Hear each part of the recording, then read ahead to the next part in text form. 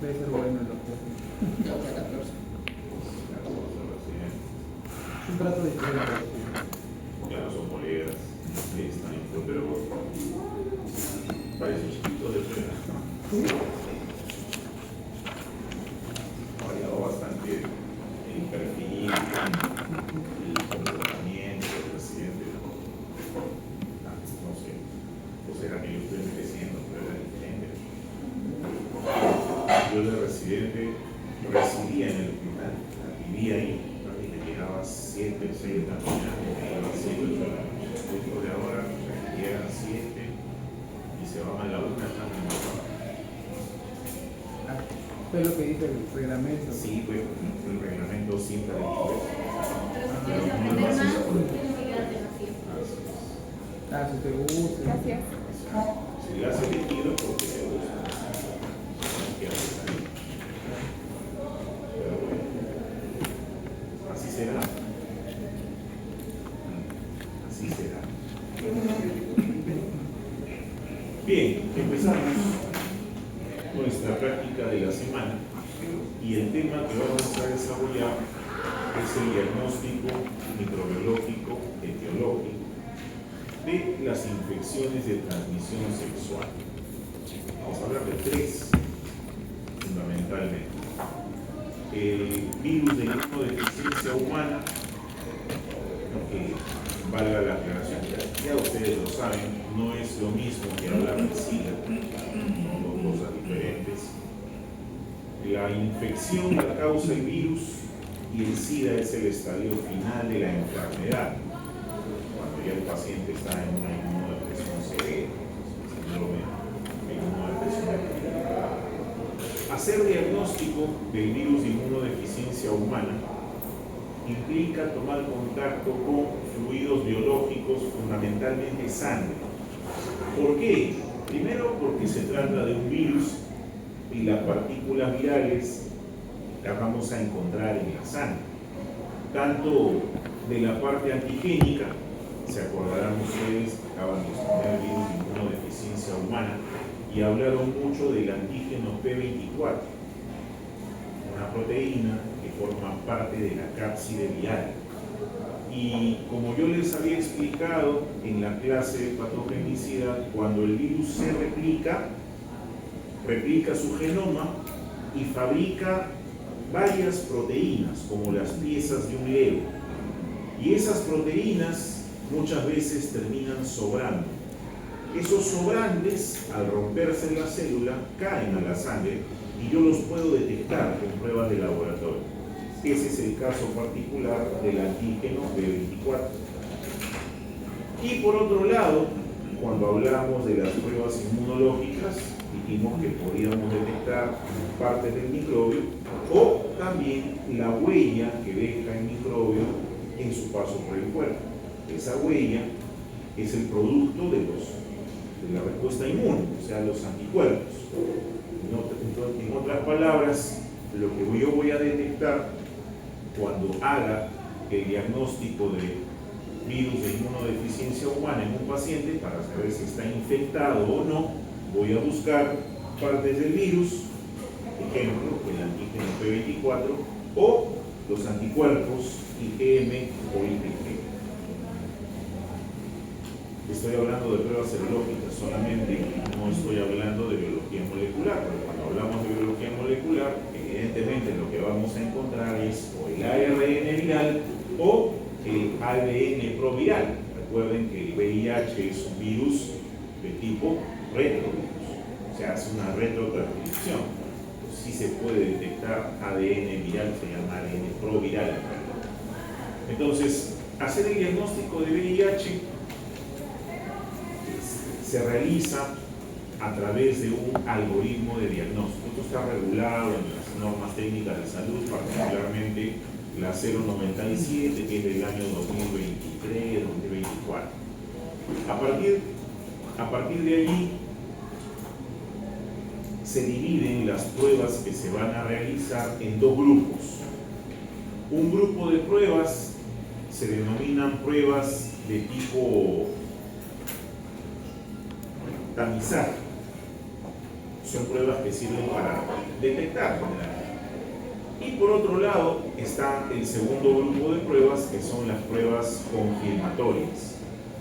Dentro del grupo de pruebas de tamizaje vamos a encontrar a la prueba rápida.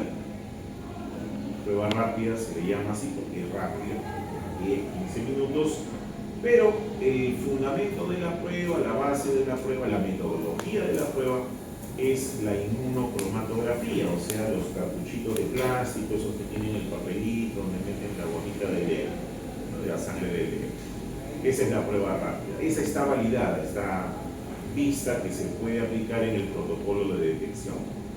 Ahora, cuando hacemos esa prueba rápida, existen dos posibilidades: que la prueba salga reactiva o que la prueba salga no reactiva. Ojo, no estoy hablando de positivo ni de negativo. Una cosa es reactivo y otra cosa es positiva. En este caso, estamos hablando de reactivo. ¿Qué significa que salga reactiva? Que se pinte la tirita donde está la letra T, la de test. No reactivo, no se pinte esa tirita, solamente el control. Ahora, ¿qué pasa si el paciente en esa primera prueba pueden haber pedido porque se va a operar, porque va a donar sangre, porque, no sé, está pasando por un chequeo y le sale reactivo? Si le sale reactiva la primera prueba, el protocolo dice que hay que volverle a tomar otra prueba con otra muestra nueva, que puede ser de la misma metodología o de otra metodología, en este caso el ELISA, o podría ser también la quimioluminiscencia. Si la segunda prueba que se está tomando sale reactiva, tampoco se dice que está infectado. ¿Por qué? Porque las pruebas que estoy aplicando en esta primera columna son pruebas de tamizaje, no son pruebas confirmatorias. Entonces, si la segunda me sale reactiva, voy a pasar a ese paciente a las pruebas confirmatorias. ¿Cuáles son las pruebas confirmatorias? La inmunofluorescencia indirecta, que me detecta anticuerpos, y el Western blot, que también me detecta anticuerpos. Hay una tercera que se llama inmunoensayo lineal, que no está en el esquema, pero también se usa en algunos centros. Ahora, si la prueba confirmatoria me sale positiva, eso sí, me dice que el paciente está infectado. Si me sale negativa, me descarta la infección, aun cuando las otras hayan salido reactivas. La confirmatoria es la que manda en la infección. Existe la posibilidad de que el valor que se obtenga en la prueba no sea ni positivo ni negativo, sino que cae en una especie de zona gris intermedia que nosotros denominamos indeterminada. O sea, no es positivo, pero tampoco es negativo. En esos casos, lo que hacemos es cambiar de metodología.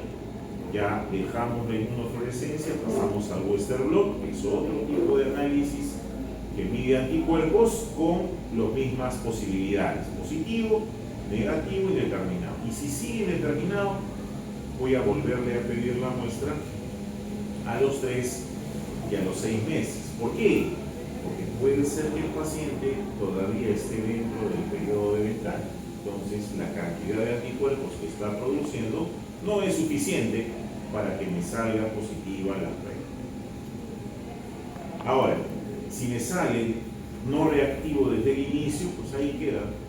Ya no hacemos más investigación, aunque siempre es posible que el paciente se encuentre en periodo de ventana. ¿Por qué? Porque las pruebas, cualquiera de las pruebas, no me detecta la infección desde el primer día. No es posible hacer esa detección hasta el momento en el mundo. No se puede.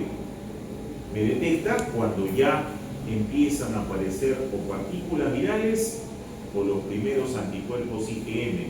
Y eso sucede finalizando la segunda semana de la infección, o sea, más o menos a partir de los 15 días.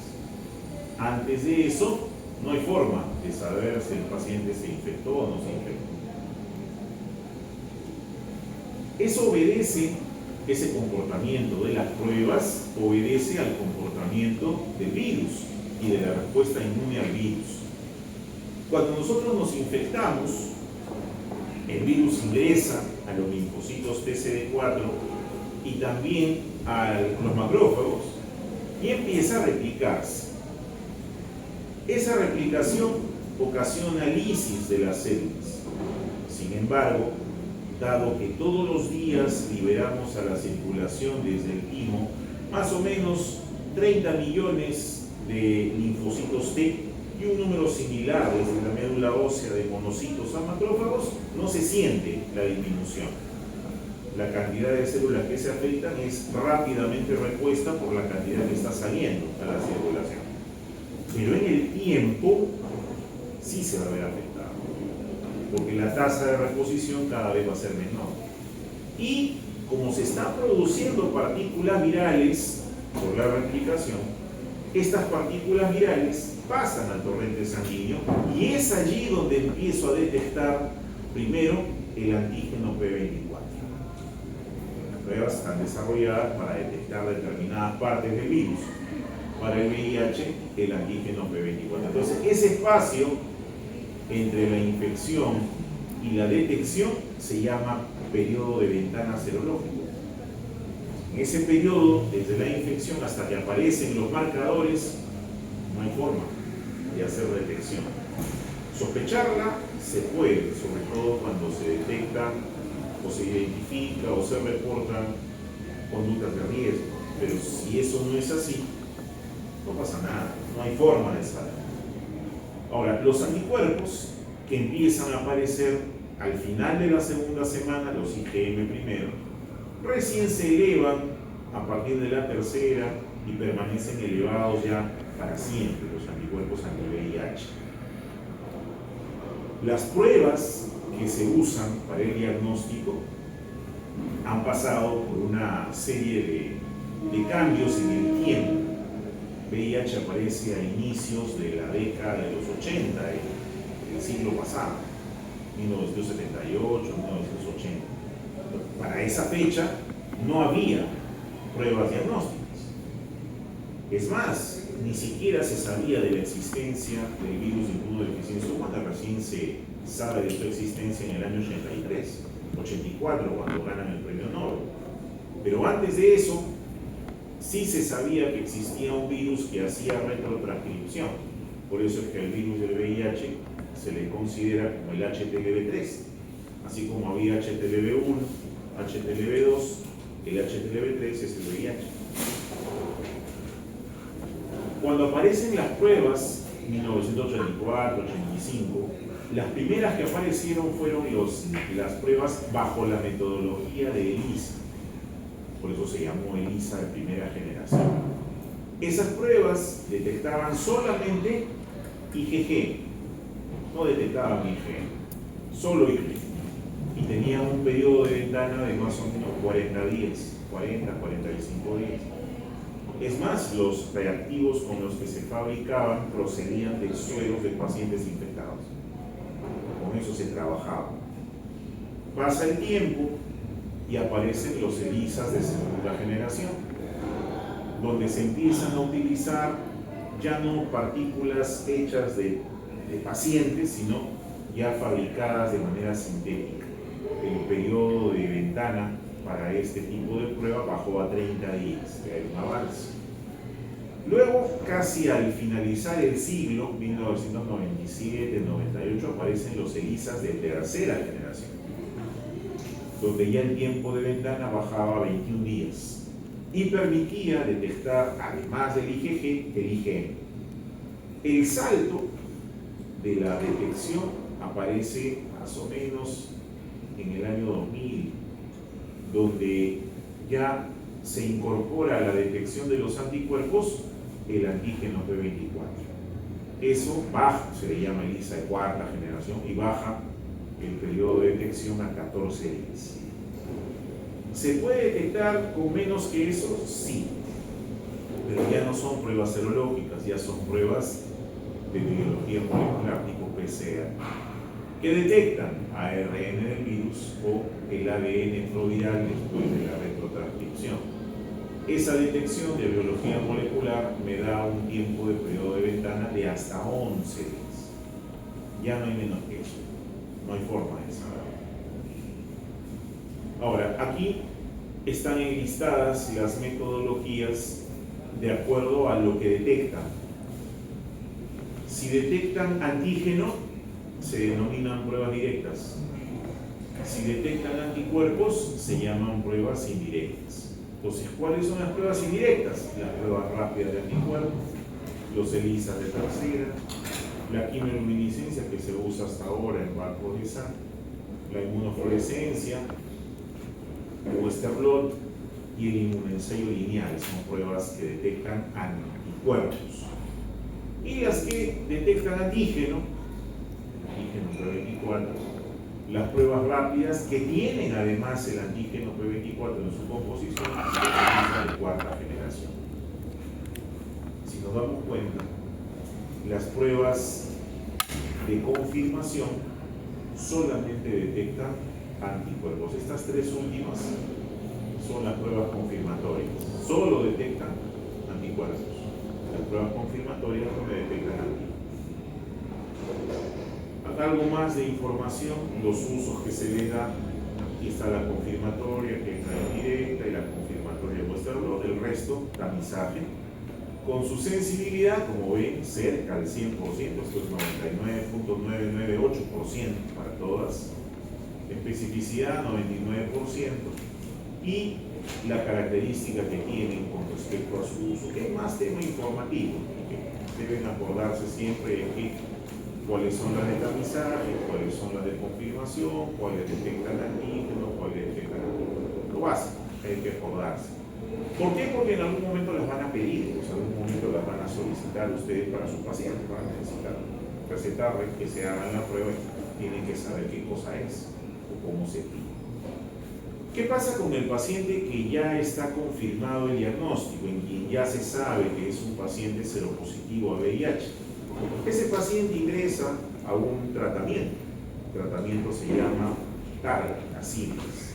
El nombre es terapia antirretroviral de gran actividad, Targa significa. Entonces, como es una enfermedad de notificación obligatoria y de impacto en la salud pública por la difusibilidad, el contagio que puede tenerse, esta enfermedad tiene un tratamiento que es asumido por el Estado a través de su ente rector, que es el Ministerio de Salud. Hay un programa de salud, que es el programa de control de enfermedad de transmisión sexual VIH-Sida, que asume a estos pacientes, los incorpora, los registra y les da el tratamiento gratuito, a condición de que el paciente acuda periódicamente a sus controles y se haga sus exámenes. Pero cuando ya están enrolados en el tratamiento, que son varios medicamentos que le dan, pues además son caros, les hacen un examen que se llama carga viral. El examen de carga viral o la prueba de carga viral mide la cantidad de partículas virales que el paciente tiene en su sangre por milímetro cúbico. El resultado es numérico, puede tener 10.000 copias de virus por milímetro cúbico de sangre, puede tener 100.000, puede tener 50, 80, etc. ¿Para qué sirve ese examen? Para ver cómo está evolucionando el paciente y si el tratamiento logra disminuir la cantidad de virus. Se le va tomando cada 3, cada 6 meses, depende de cómo vaya, y obviamente si el primer día su carga viral salió en 100.000 copias por mililitro, o sea 100.000 billones por mililitro de sangre, y después de 6 meses me sale que tiene 10.000, evidentemente de 100.000 a 10.000 ha bajado, el tratamiento está funcionando, le voy a seguir. Si no es así, se complementa con otra, y de regreso, con otra prueba que es el recuento de linfocitos TCD4. Si la carga viral se incrementa, significa que hay más linfocitos T muertos, porque se está quedando con menos el paciente. El recuento de linfocitos TCD4 se hace con otra metodología que se llama citometría de flujo, donde las células se toma una muestra de sangre, las células van desfilando en una sola hilera por una serie de detectores con láseres que van detectando los marcadores de superficie celular. Recuerden ustedes, cuando hablamos del linfocito T, el linfocito TCD4 tenía en su superficie un receptor TCR, pero además del receptor TCR tenía un correceptor formado por un complejo de 6 moléculas, 2 delta, 2 epsilon, 2E. Esas moléculas se llamaban CD3. Por lo tanto, el CD3 es un marcador del linfocito T. Aquella célula que tenga CD3 es un linfocito T. Identifico el CD3, estoy identificando al T. ¿Y cómo identifico si es helper o citolítico? Por el CD4 o el CD8. Aquel que sea helper es CD4 y aquel que sea citolítico tiene CD8. Detecto esto. Estas moléculas son de membrana, son membranales, están en la superficie del linfocito. ¿Y cómo hago para detectarlas? Les añado un colorante, una sustancia que se pega a ese receptor y le da un color. Y en el momento en que pasan por el láser, se detecta el color. Y eso es lo que se ve en el gráfico, y después en la curva, y después en el número que me recuerda. De esa manera yo puedo saber cuántos linfocitos tiene el paciente por milímetro cúbico, y puedo catalogarlo dentro de las categorías y poder decir finalmente si ya está en la fase SIDA. El número normal del linfocito CD4 para nosotros es aproximadamente entre 800 y 1200, es el rango. CD4, no linfocitos en general, sino CD4. Entonces, si el paciente cae por debajo de 500, ya empieza a tener algunas infecciones a repetición y oportunistas, pero cuando cae por debajo de 200 ya empieza a tener infecciones oportunistas graves y termina muriendo justamente en ese punto, por debajo de 200. Entonces, la carga viral se asocia de manera inversa con el recuerdo de linfocitos, porque si los linfocitos TCD4 disminuyen, significa que la infección está progresando, el virus está avanzando, por lo tanto la carga viral es más viral y viceversa. Entonces se hacen los dos. Ahora, la carga viral se detecta, pero tiene un límite de detección también. O sea, no es que yo voy a detectar una copia del virus, no. El nivel de detección con los instrumentos que se tienen hoy en día está entre 20 y 40 copias por milímetro cúbico. Si el paciente tiene 19 copias por milímetro cúbico, la carga viral va a salir como indetectable. No significa que se curó por si acaso. Y esa es una interpretación que a veces crea, ¿no?, un mito. Ya se curó, no se detecta la carga. No se detecta. No es lo mismo que no tiene. ¿Ok? No se detecta. No es igual que ya no tiene. Sí tiene, solo que su nivel es mínimo, que es, no lo puedo detectar, pero el virus está allí. Y tiene que continuar con la terapia, porque si la deja, esa carga otra vez se eleva. ¿Ya? Eso es importante de desmitificar el famoso carga viral indetectable. Ya se curó el paciente, no se cura, eso no, es incurable. Lo que se hace es controlar, y justamente la terapia sirve para el control y funciona bastante bien. El paciente que vive años de años con su terapia bien controlada, puede morir de otra cosa, no de eso. Ok.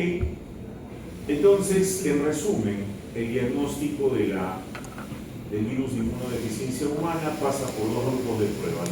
Las pruebas de tamizaje, que también se les dice pruebas de diagnóstico presuntivo. Ahí está la inmunocolorimetría, prueba rápida y de ELISA.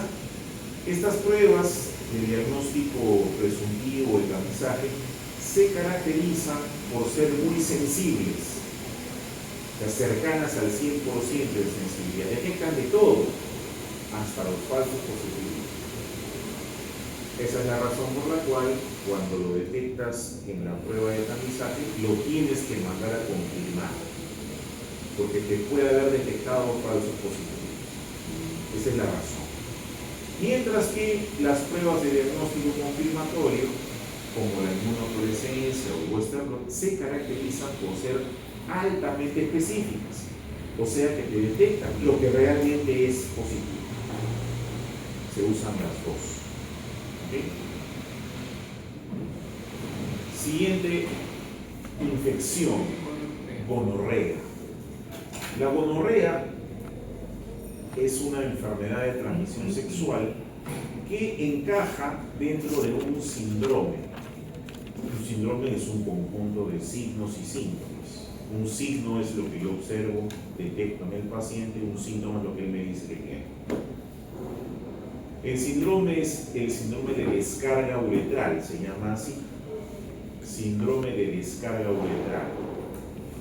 ¿Por qué se llama así? Porque el paciente tiene emisión de pus por la uretra. Puede ser hombre, puede ser mujer. La gonorrea es una enfermedad bacteriana infecciosa causada por la bacteria Neisseria gonorrhoeae, el gonococo, coco gram negativo, que afecta el tracto genital, produciendo lesiones. Es un coco. Los cocos por lo general son destructivos y producen pus por ellos, son cocos biógenos, igual que el estafilococo, que el estreptococo. El gonococo también lo es, así que las lesiones tienen bastante contenido purulento. Y a esto se le suma que la respuesta inmunitaria frente a las bacterias de este tipo es neutrofílica. Y el neutrófilo tiene gran cantidad de enzimas que contribuyen a la formación de ese pus, además de las células muertas. Entonces, en el caso de la mujer, si bien es cierto, puede que no se note a veces, y la mayoría de veces no se nota la descarga purulenta. Esta es una imagen en donde estamos viendo el cuello del útero, pero eso no se ve pues a simple vista. Para ver esto hay que introducir un instrumento llamado espéculo que separa los labios, el introito vaginal para mirar al fondo, pero eso a simple vista no se ve. Puede pasar como un descenso simplemente, como una secreción que sale y nada más. Si hay sospecha, se estudia. Esta secreción, lo malo del gonococo es que puede ascender la infección. Se empieza en vagina, asciende por el cervix y como produce destrucción, y estos tejidos normalmente tienen contacto íntimo porque no hay pues un canal de el cervix, están pegados, el espacio es virtual. Entonces, al producirse heridas y el tejido está pegado, se produce cicatrización. Se cicatriza. Entonces, al cicatrizarse ya no hay flujo, hay obstrucción, y lo peor es en la trompa, porque llega hasta la trompa. Entonces, cuando la trompa tiene sinequias, tiene cicatrices por gonorrea, el óvulo ya no migra hacia la trompa. Entonces hay infertilidad asociada, que generalmente por ahí es por donde se detecta, no tanto por la enfermedad, sino cuando no pueden gestar o tienen pérdidas frecuentes. Y en el varón, la secreción sí es evidente, ¿no? El varón, al ser la uretra más externa, se nota. El paciente tiene una descarga purulenta y además produce mucho prurito, se queja de que pica y le arde orinar y le sale la secreción. Entonces, microbiológicamente, ¿qué hacemos? Hay que rescatar esta secreción para estudiarla, porque ahí está metido el gonococo. En el caso de la mujer, con un hisopo se extrae esta muestra para el laboratorio. En el caso del varón, el hisopo debe introducirse necesariamente en la uretra. Unos 2 centímetros, se gira para tratar de capturar al microbio. Esa muestra de secreción uretral es sometida a una tinción, el procedimiento, mirar al microbio, y como se trata de un diplococo, lo voy a mirar, pues voy a ver diplococos gram negativos. En algunos casos intracelulares, acá hay un neutrófilo. Dentro del neutrófilo estoy viendo los diplococos, se ve así, en pareja. Se ven así, es la forma de observación de la Neisseria. Y el cultivo.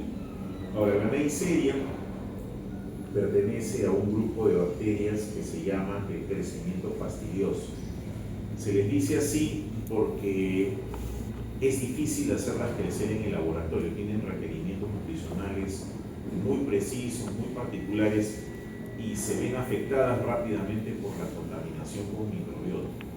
Entonces, si hay competencia entre la microbiota y la Neisseria, la microbiota gana, la Neisseria no crece en el laboratorio. Por eso se utilizan algunos medios de cultivo que contienen antibióticos, como el medio de Taylor Martin, el New York o el Martin Lewis. Tienen antibióticos en su interior, antibióticos para inhibir el crecimiento del microbiota, porque entenderemos que al sacar muestra de acá hay microbiota en el tercio distal de la uretra, lo mismo aquí. Entonces se coloca el antibiótico para inhibir que crezca la microbiota y sí pueda crecer la Neisseria, y de hecho crece. Además, para el caso de Neisseria, la Neisseria consume, si lo dijeron sus compañeros en la exposición de bacterias, consume mucho dos factores llamados, uno factor 5 o nicotinamida desaminasa, es un nutriente, y el otro es el factor 3 llamado renina. Ambos son nutrientes que se encuentran dentro del eritrocito. Pero las neisserias no tienen hemolicina, o sea, no tienen forma de romper eritrocito. Entonces, ¿qué hacemos en el laboratorio? La rompemos por ahí, calentamos la sangre hasta 70 grados, 65, 70 grados, de tal manera que el eritrocito se rompe y libera el nutriente. Ese se llama chocolate, se llama chocolate por el color, no porque tenga chocolate.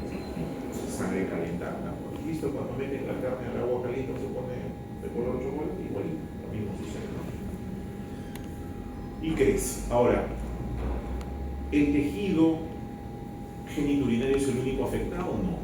¿De dónde más puedo, o a dónde más afecta la gonorrea? Puede afectar, además de la uretra, el cervix, la faringe, sí, hay faringitis gonocócica, sobre todo cuando hay relación sexual oral y el infectado pues, ¿no? transmite.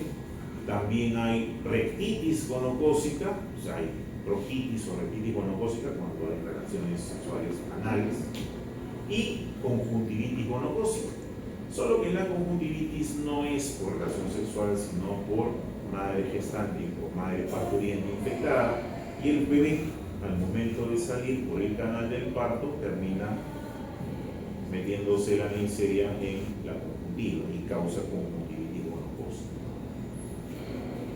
Ahora, para hacer el trabajo en el laboratorio va a depender mucho del origen de la muestra. O sea, si la muestra procede de un sitio con microbiota o no. En este caso, la uretra tiene microbiota, el endocervix también, la microbiota vaginal extiende hasta allá, la faringe, ni qué decir, y el recto, pues ni hablar. Pero la conjuntiva no tiene microbiota. Por lo tanto, cuando se hace el aislamiento de la secreción conjuntival, no necesita utilizar un agar que tenga antibiótico, ¿para qué? Si no hay microbiota. Ahí se utiliza directamente el agar chocolate. Pero nosotros sí, para evitar que pueda no crecer. La siguiente, la tercera, es la sífilis. La sífilis también es una enfermedad de transmisión sexual dentro de otro síndrome que se llama síndrome de úlcera genital. En ese síndrome hay una úlcera, una herida, una llaga, que se llama coloquialmente pues chancro.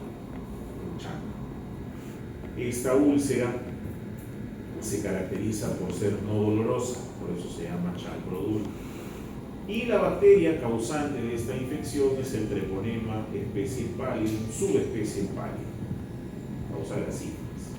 Es una bacteria con una estructura espiralada, es una espiroqueta, y que tiene pues forma de ingreso a través de la vía sexual y se desarrolla en 3 estadios: primario, secundario y terciario.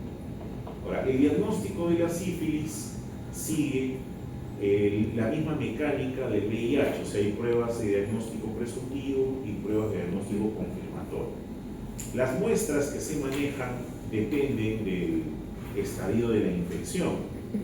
Recordarán ustedes que cuando hablaron de sífilis, creo que tenía 3 etapas.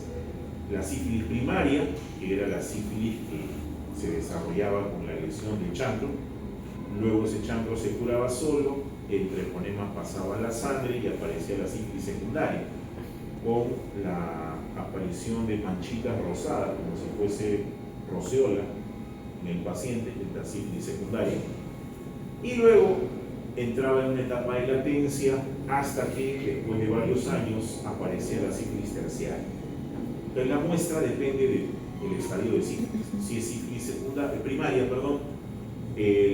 está presente el chandro, y cuando ustedes observan la lesión van a ver que la úlcera tiene un fondo húmedo, como si hubiese agüita al final, al fondo, en el piso de la úlcera. Esa agüita está llena de piroquetas, por ese contagio. Compárenla con la úlcera del antrax, por ejemplo, que es una úlcera con fondo seco, pero es una escala diferente. Y la muestra se saca de ahí, justamente, de la lesión primaria. En el caso de la sífilis secundaria y la terciaria, es sangre. La muestra es sangre porque ya hay anticuerpos, inclusive puede ser líquido cefalorraquídeo. Decía que había dos grupos de pruebas. Las pruebas que son de tamizaje se llaman también pruebas no treponémicas, es el nombre.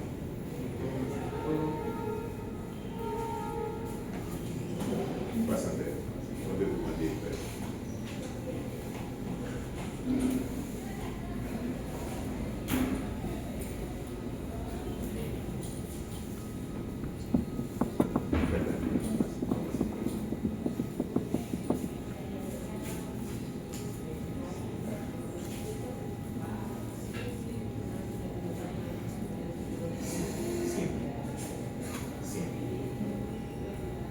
Esas pruebas de tamizaje, en el caso de la sífilis, se denominan pruebas no treponémicas.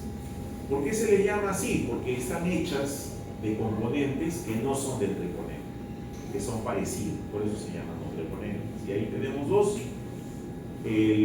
La prueba que tiene las siglas BDRL, que significa Laboratorio de Investigación de Enfermedades Venéreas, en inglés, y la prueba que significa reagina plasmática rápida, RPR, es la que vamos a hacer ahora, vamos a trabajar.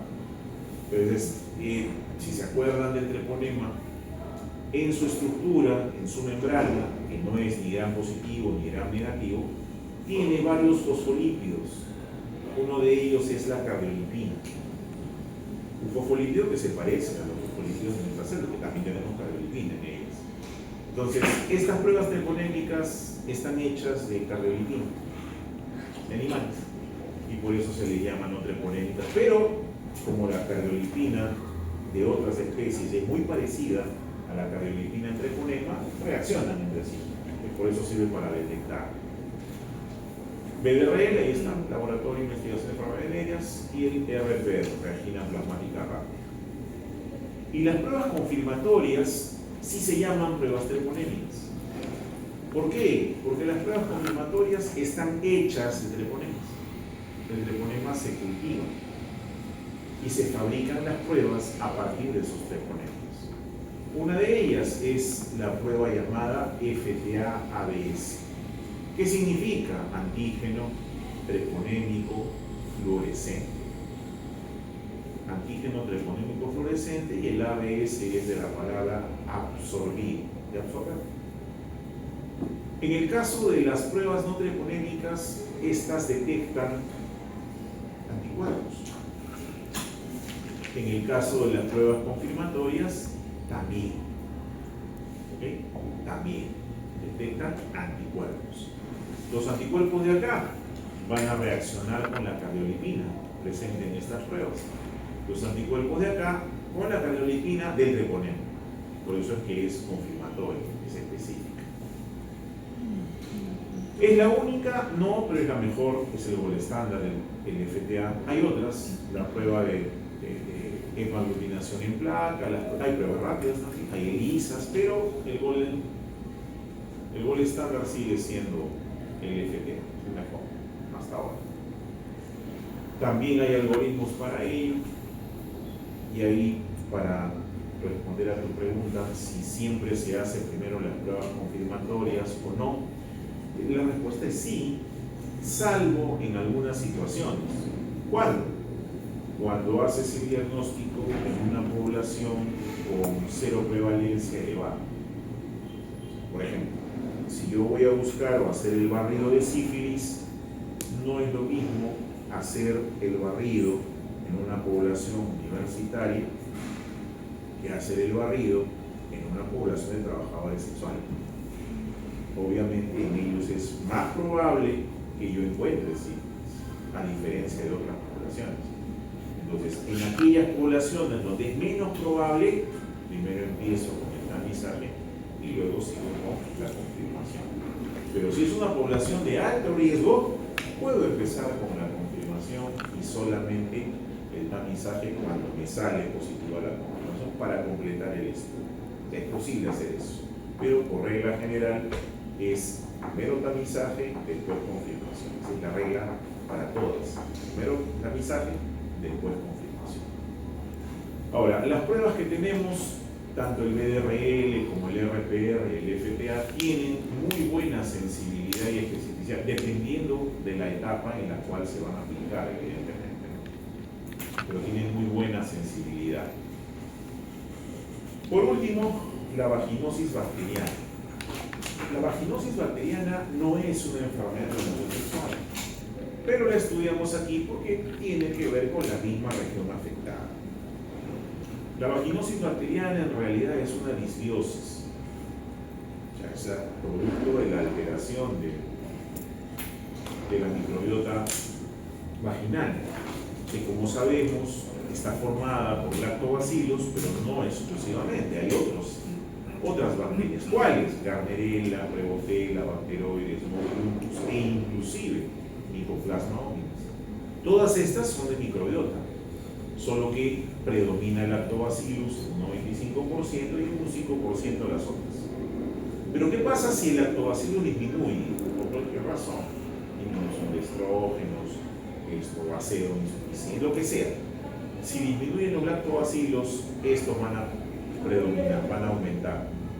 Más espacio, más comida van a aumentar. Entonces, esa disbiosis se denomina vaginosis bacteriana. Al ser una disbiosis de este tipo, no es causada por una sola bacteria, sino por varias. Por eso se habla de polimicrobiano, varios al mismo tiempo. Ahora, ¿qué causa? La vaginosis bacteriana se caracteriza por presentar abundante flujo, abundante descenso, acompañado a veces de mal olor y prurito. No hay otra cosa. ¿Cómo se trata? De recuperar la microbiota vaginal. ¿Cómo se diagnostica? El diagnóstico se hace a través de criterios, los criterios de Ansel, criterios que tienen como 50 años que se siguen aplicando, son estos, funcionan, sirven. Son 4 criterios. El primero es la presencia de flujo vaginal abundante, con coloración que puede variar entre el blanco grisáceo, blanco amarillento, y adherente, o sea, al momento de introducir el espéculo en la cavidad vaginal, el flujo se pega al espéculo, pegajoso, homogéneo, como es. Si ustedes lo observan y deben haber visto alguna vez, por lo menos en foto, un descenso, es como el yogur griego, así es la consistencia más o menos. ¿Ya? Que puede no tener mal olor, por si acaso, puede no haber mal olor. Es el primer criterio, flujo abundante. Segundo, el pH. El pH vaginal es ácido por el lactobacilo. Entonces, toda elevación de pH ya es patológica. Evidentemente, si se eleva el pH, significa que no hay suficiente lactobacilo en esa microbiota. Y para la vaginosis bacteriana, el diagnóstico de pH es de 5 a 7, 5, 6, 7 de pH.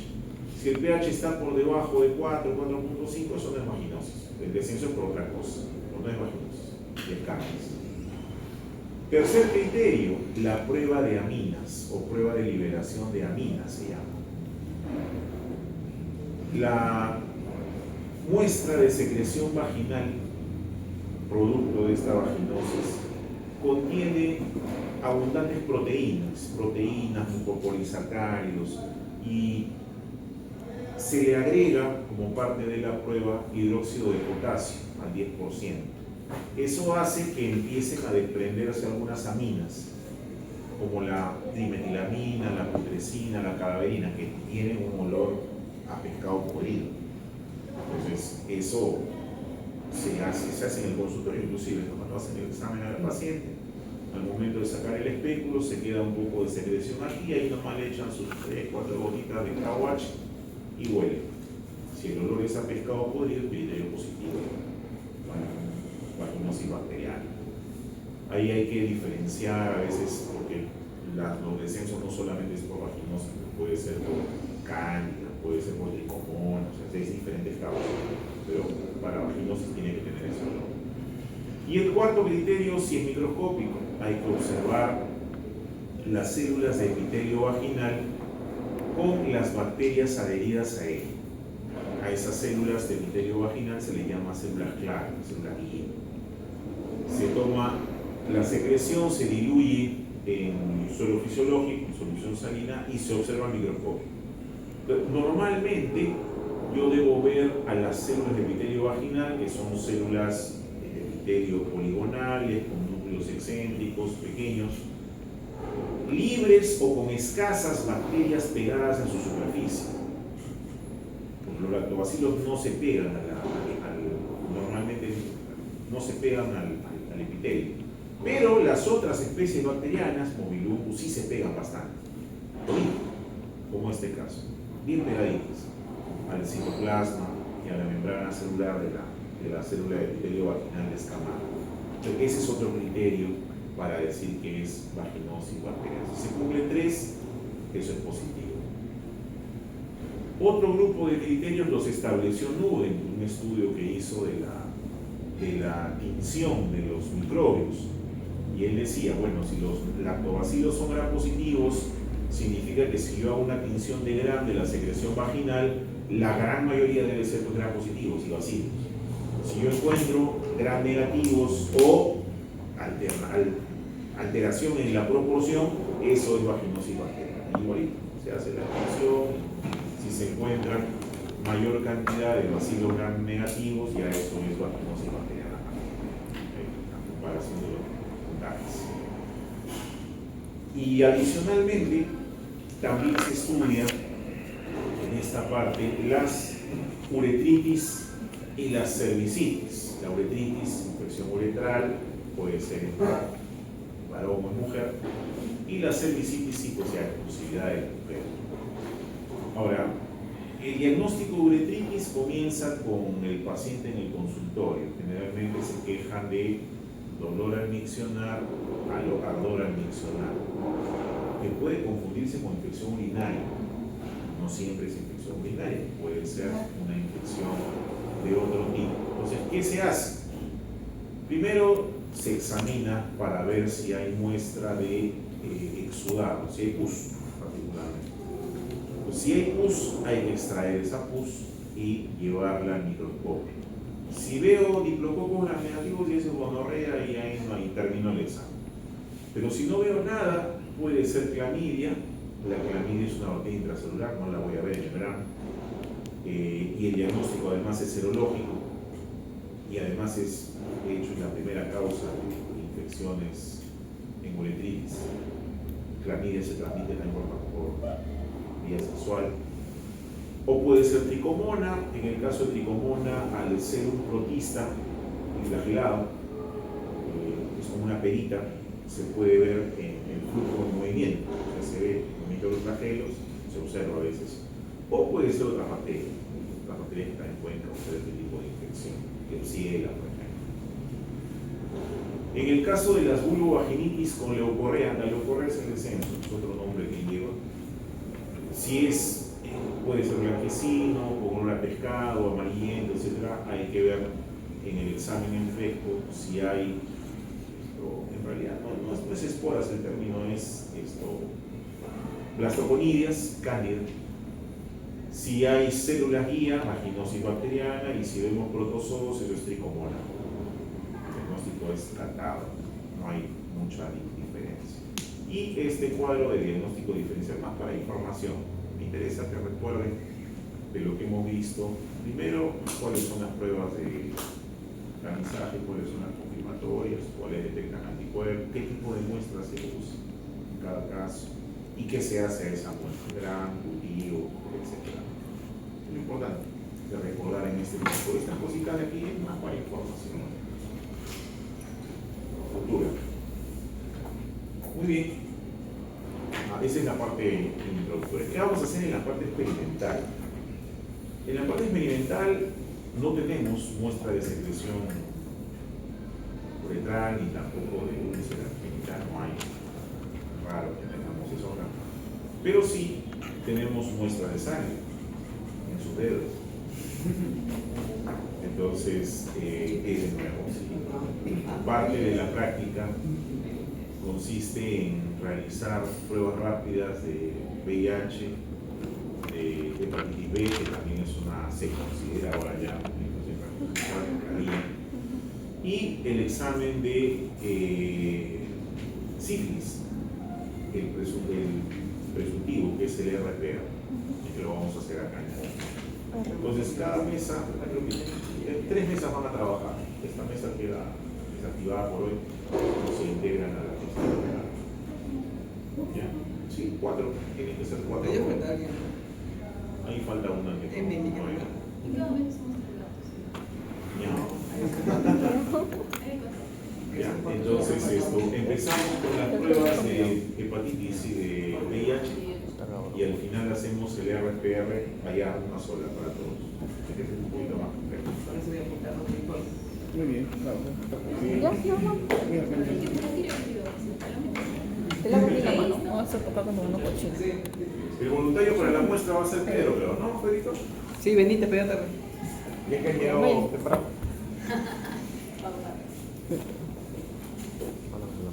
Ya, voy a lavar la mano para que no me metamos la cochina.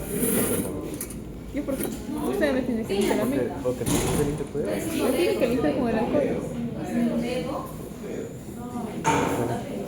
Tráiganlo. ¿Ah? Bien crecido esta mujer, la verdad. Ya, yo acá porque soy la paciente. Pásamelas.